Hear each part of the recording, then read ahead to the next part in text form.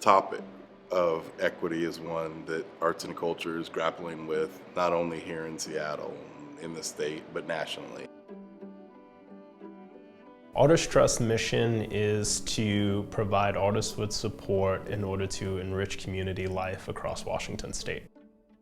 How do we put our racial equity commitment into practice? So whether that is doing anti-bias training for all of our panels that review funding programs or public art awards, or whether that's convening a change team and running racial equity toolkits on the development and establishment of new programs and policies.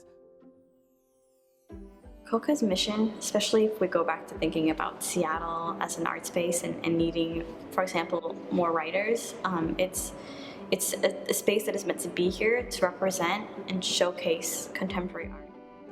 Something might come. There are so very many ways for creatives to succeed in making a living.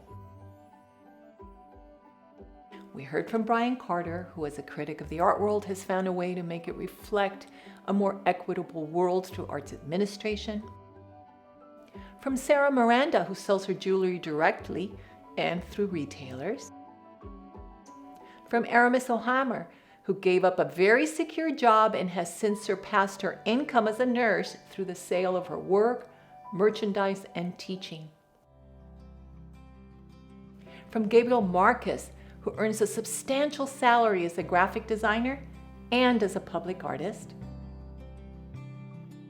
From Amira Abid, whose work has garnered lucrative art commissions, is in numerous international art collections, and regularly wins grants and fellowships.